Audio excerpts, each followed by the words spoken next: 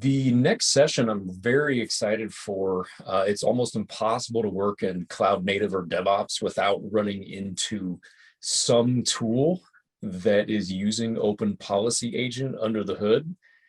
Personally, I've used this inside of, conf tests for linting Terraform and Docker and Kubernetes configs, as well as inside a GCP config validator, and the ecosystem is truly just massive. So our next talk, dynamic authorization and policy control for microservice environments, is going to be by Ash Narkar. I'll go ahead and pass it over to you, Ash, and you can walk us through your session. Hey, thank you, Eric, for the introduction, and thank you all for joining me today here for this talk on dynamic authorization and policy control for microservice environments. My name is Ash Narkar. I am a software engineer at Styra, and I'm one of the maintainers of the Open Policy Agent. And I care about developing software that can be readily deployed, scaled, managed, and is secure by default. In today's talk, we'll learn a bit about the Open Policy Agent, or OPA. We'll check out its community. We'll talk about its features, its use cases, and then finally, we'll do a deep dive into a microservice API authorization use case. So let's get started. So what is the Open Policy Agent? OPA is an open source general purpose policy engine. When you use OPA, you are decoupling the policy enforcement from the policy decision making. So your services can now offload policy decisions to OPA by executing a query. So let's understand this a little more using this figure. Imagine you have a service, and this can be any service at all. It can be a Kubernetes API server, it can be Kafka, it can be your own custom service, absolutely any service at all. So whenever your service gets a request, your service is going to ask OPA for a policy decision by executing a query. OPA is going to evaluate this query based on the policies and the data it has access to and send a decision back to your service where it gets enforced. So you can see that we have decoupled the decision making and the policy enforcement. The policy query itself can be any JSON value.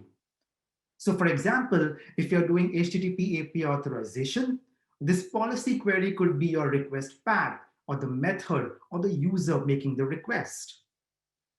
The policy decision as well can be any JSON value. And then it's up to your service how to interpret that decision. Let's look at OPA's community real quick. So the project was started in 2016 at Styra, and the goal of the project has been to unify policy enforcement across the stack. One of the earliest adopters of OPA was Netflix, and they've been using OPA for authorization over their HTTP and gRPC APIs. And a bunch of other companies like Intuit, Capital One, are using OPA for use cases like admission control, authorization, ABAC, RBAC, risk management, data filtering, and so on. For those of y'all that follow the CNCF, OPA is a graduated project at the CNCF with more than 100 contributors on Git, a healthy Slack community of more than 4,000 members. It's been starred more than 5,000 times on GitHub, and it's integrated with more than 20 of the most famous open source projects out there, some of which we'll see later on. So now let's look at OPA's features. At the core of OPA is a high-level declarative language called as Rego. And with Rego, you can not only answer questions which are Boolean in nature, like true, false, yes, no, but you can also get policy decisions that are a collection of values. So for example, you can ask OPA a question, can Bob access a particular field? And OPA returns to you a yes, no, allow, deny, true, false kind of an answer.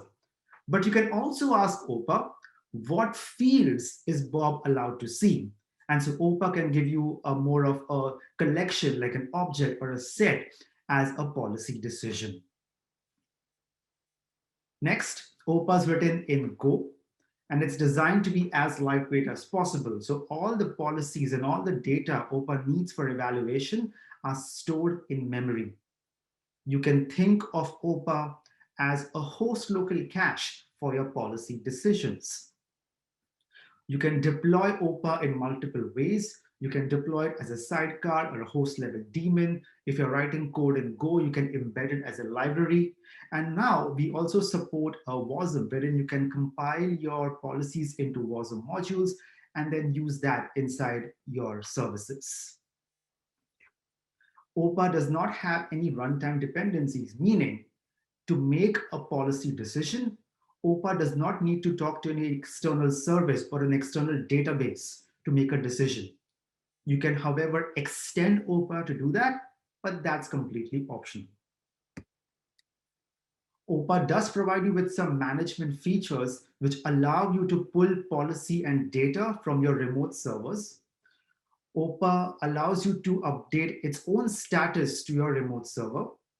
And also, every decision that OPA makes is logged, and you can push these decisions out to your remote server if you want to audit it offline as well. And finally, along with the core policy engine, OPA provides you with a rich set of tooling to build, test, and debug your policies. OPA provides you with a unit test framework, which allows you to unit test your policies. There are integrations with Vim, with IDEs like Vim and VS Code and IntelliJ.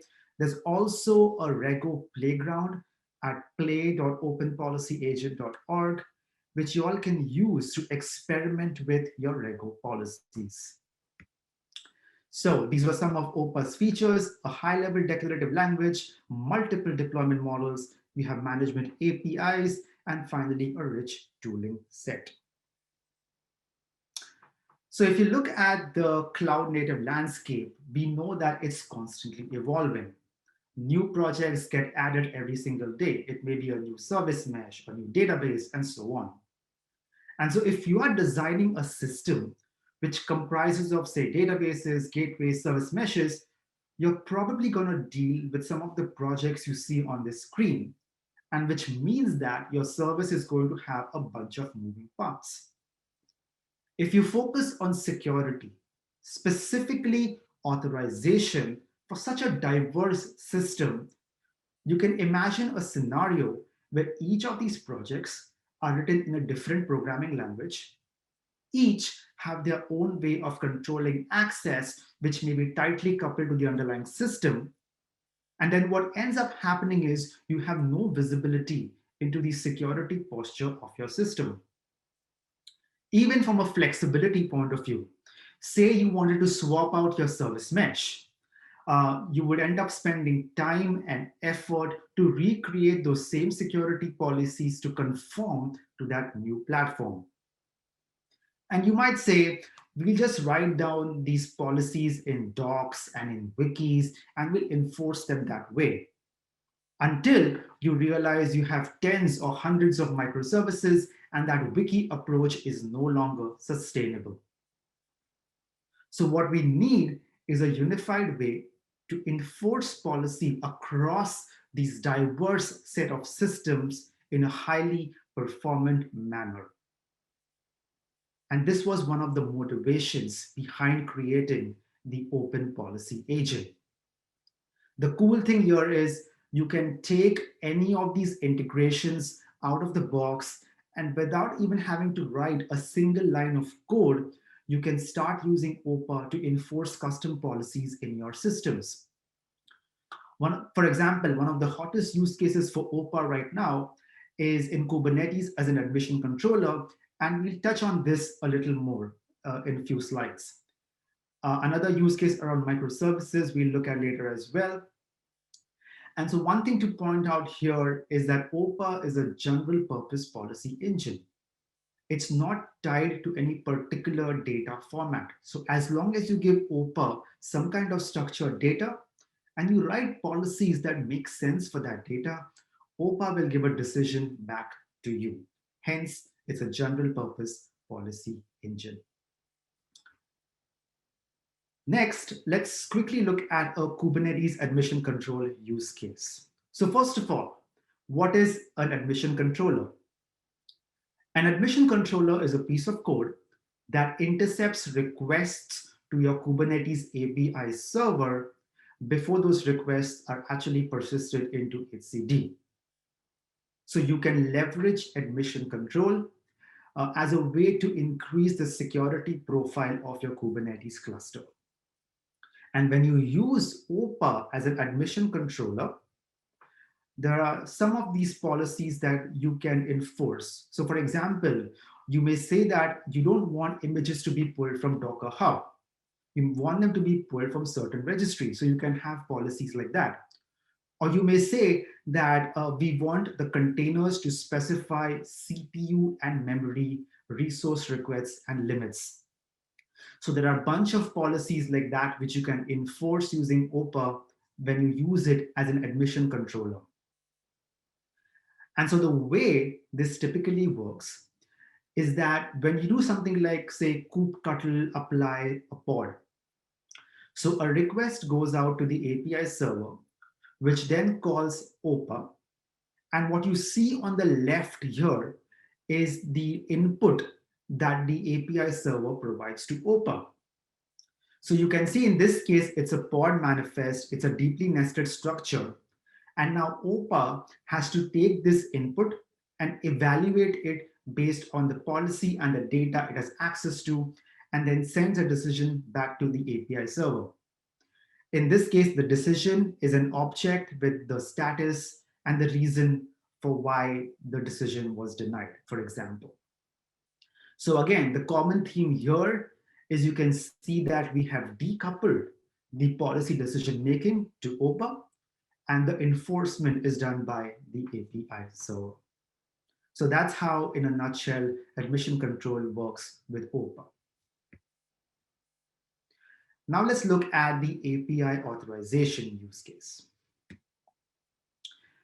So microservices, they improve the productivity of individual development teams by breaking down your application into smaller standalone parts. And hence, a lot of organizations today are moving to this microservice-oriented architecture. However, microservices alone do not solve age-old distributed system problems like service discovery, authentication, authorization. In fact, these problems are even more acute because of the heterogeneous and the ephemeral nature of microservice environments. And so imagine you have 10, hundreds, or thousands of microservices, and each microservice needs to decide whether every one of its thousands of API calls per second are authorized or not. This is a pretty huge problem. In fact, Netflix, who's one of the leaders in microservices, talks publicly about how important fine-grained authorization is and how strict the performance and the availability demands are at scale.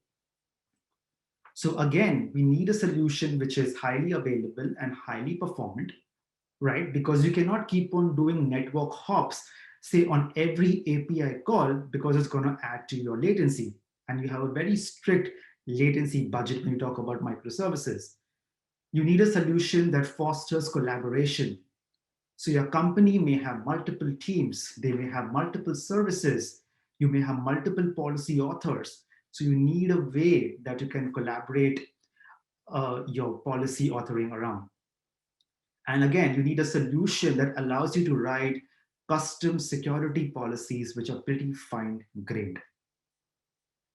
And so just to drill down a bit more as to why this is a big issue for microservices especially, you can imagine a case wherein now your attack surface has become 10x.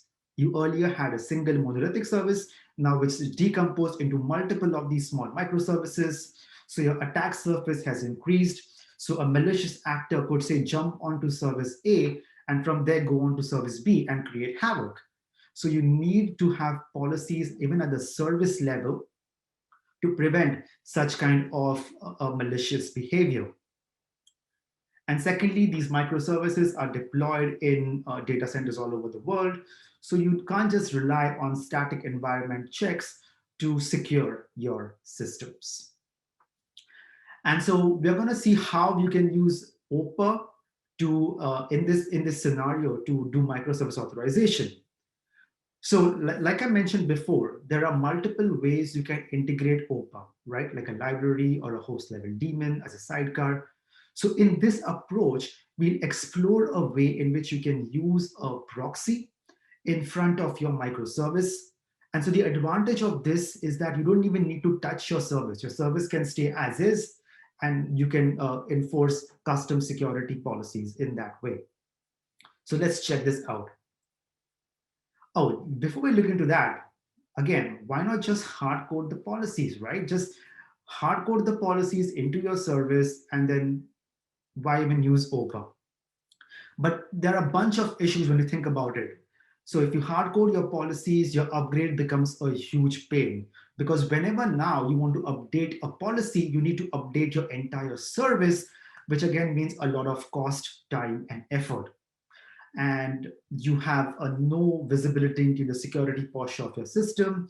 There's a lot of repeated work involved because you need to keep on writing these policies over and over again, and which could lead to inconsistency. So there are a bunch of reasons why hard coding the policies is not a good idea, and it's not even scalable.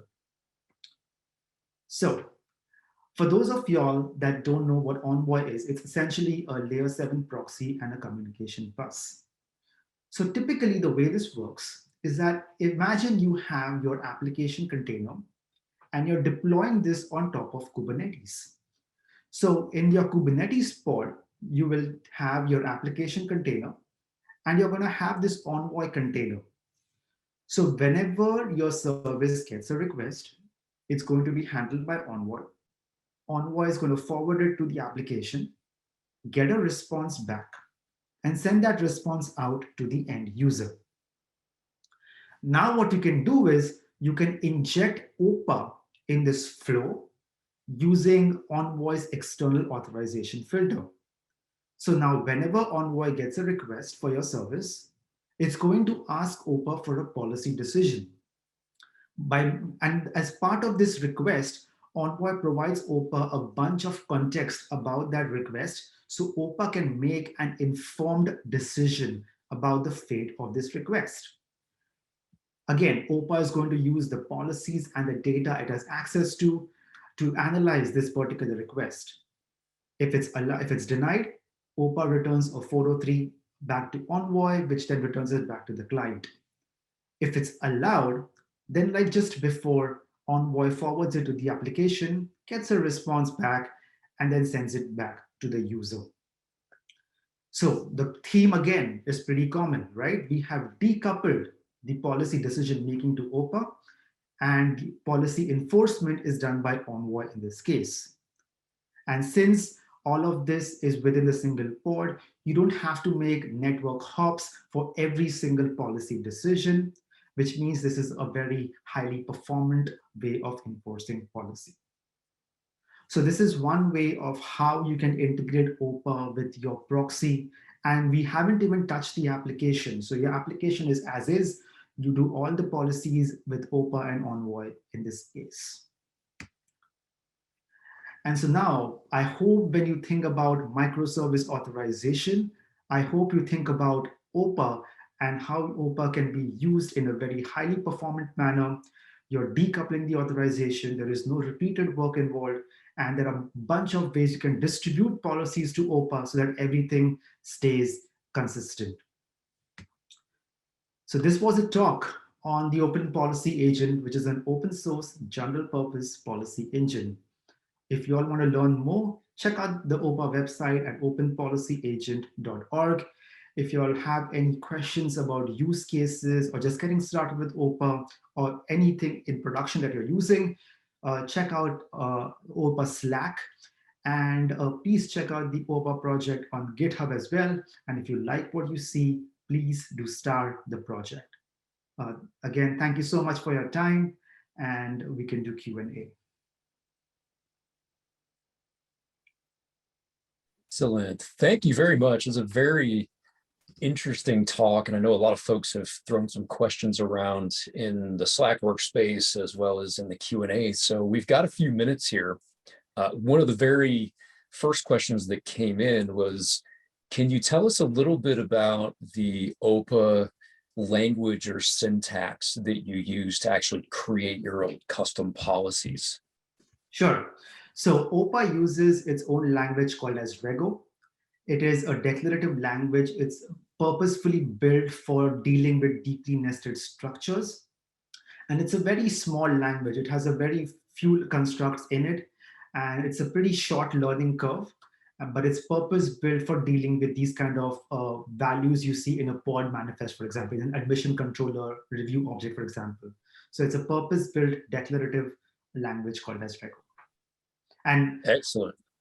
yeah, and so just to give more context around it, like we provide a bunch of ways to help you learn Rego through examples on the OPA website. Like I mentioned, we have a Rego playground, which you can use to share your policies.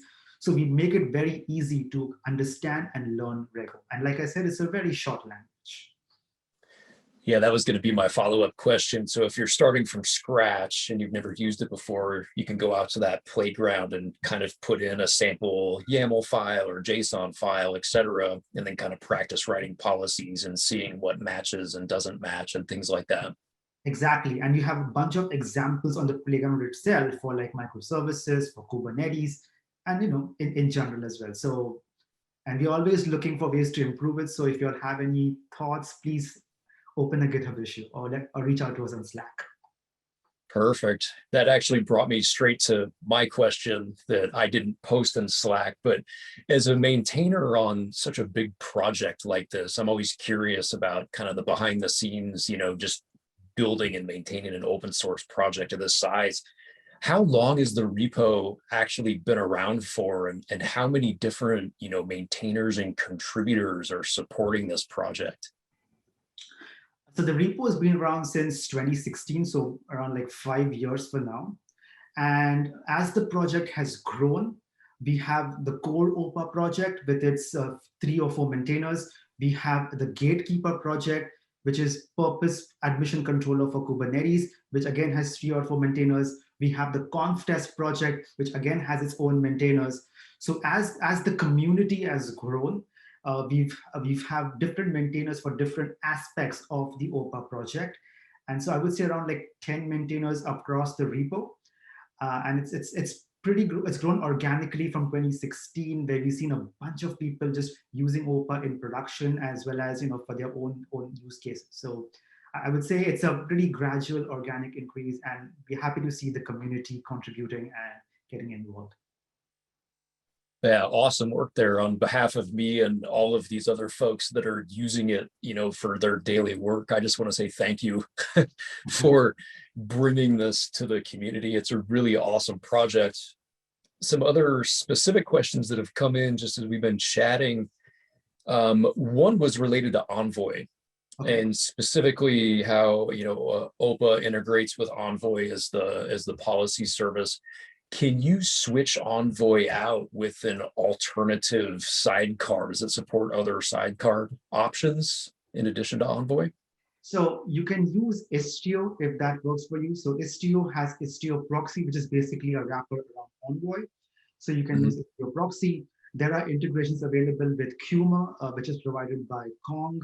So that you can swap out there are multiple service meshes you can use. So just to mention, like Envoy, Istio, Kuma, even open service mesh, which is the new one, I believe.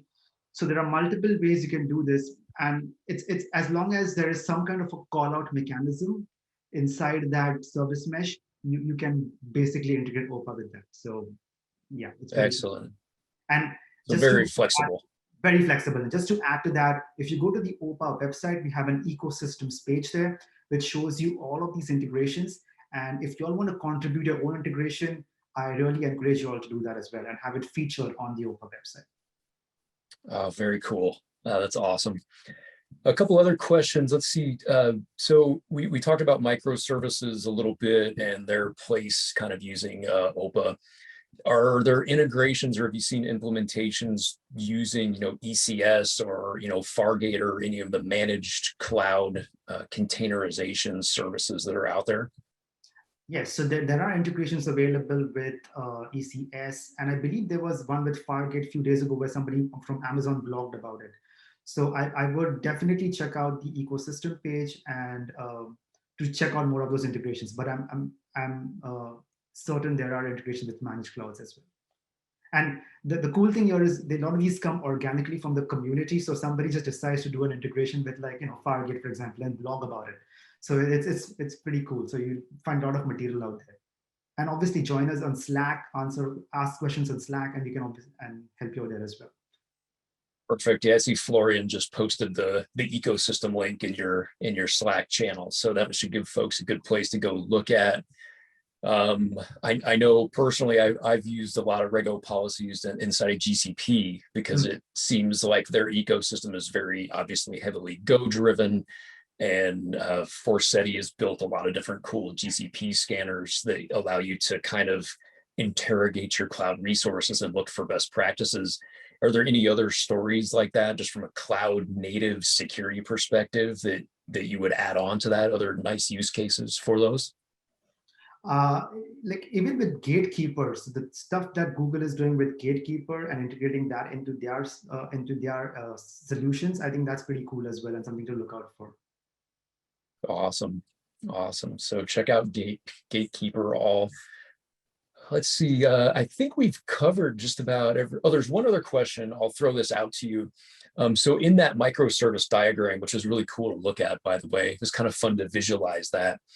Do you know if the docs have any architecture or suggested ways to build and kind of deploy that securely in various environments?